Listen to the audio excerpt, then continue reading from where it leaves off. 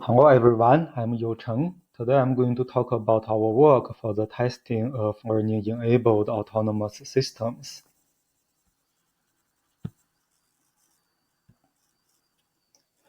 Nowadays, we can see a wide range of autonomous systems, UAVs, self-driving cars. Many of their tasks are safety-related and thus require thorough testing before the deployment. To make things even more complicated, such systems are increasingly becoming artificial intelligence systems that comprise of neural network functional components. This work reports some of our initial findings in the direction towards trustworthy learning-enabled autonomous systems. Let's start from the neural network. Adversarial examples are the most famous safety concern for the neural network. Adversarial examples mean that there are two inputs that are very, very similar. However, the neural network thinks they are different. Nobody will expect a neural network to be 100% accurate. Humans also make mistakes. However, adversarial examples are believed to reflect the robustness of the neural network. Here we have an example for the traffic sum classification problem. By only changing one pixel, the neural network will wrongly classify the go right sign to go left, which is totally the opposite. Actually, it's even very hard for me to show you this one pixel change. In most cases of our interest for autonomous systems, the neural network is a part of the overall system, along with other functional pieces. So at this time, what if an adversary attacks the deep learning component, the neural network component? We ask ourselves two research questions.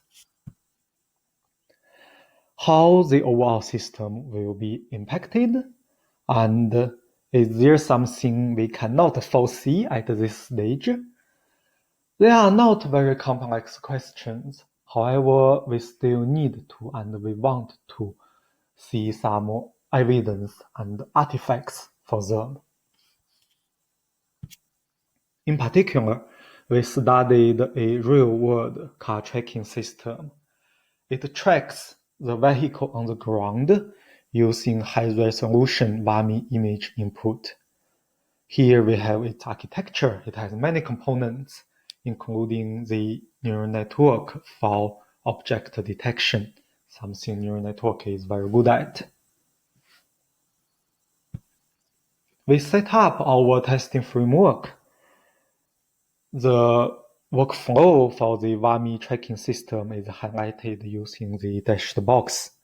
We interface its neural network component to the neural network testing tool, Deep Concolic. Deep Concolic can generate test cases, adversarial examples for the neural network, following some specified test criteria. Now, instead of the original outcome from the neural network component, we feed the common filter using the adversarial examples from Deep Concolic in order to fool the overall tracking. To formally assess the reliability of the tracking system, we formalize the concepts like track, location, and the distance between two tracks. We say that the system is reliable if the adversarial track does not deviate too much from the original track. The deviation between the two are small enough. More details and formalisms can be found in our paper.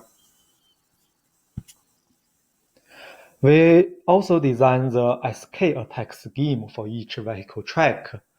Starting from the S step of the track, we consecutively attack K WAMI frames. In this way, we can very flexibly test different parts of a track. In the experiments, we sampled a large number of tracks from the WAMI tracking. We tested them using a variety of configurations of S and K. Here are some examples.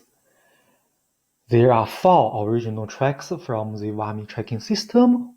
What will happen if we attack the neural network object detection? We have the corresponding adversarial tracks here. As we can see, by attacking the neural network functional component, it can indeed lead to disaster resulting track. When it comes to our 2 research questions, we realize that the tracking system overall is resilient to some degree against the neural network level attack. Here we have 2 examples. The green line indicates the original track. The red line is for the adversarial track. The derivation between them is larger or smaller depending on which part of the track we attack. However, in both cases, the adversarial track and the original track, they converge at some point, and continue. This means that the attack on the neural network component is compensated by other functional pieces in the system. This is good, right? Meanwhile, we notice that by attacking more frames, it does not necessarily lead to worse adversarial tracks. Here we have also 2 examples. In the left hand, we attack the track by attacking 2 frames of the track.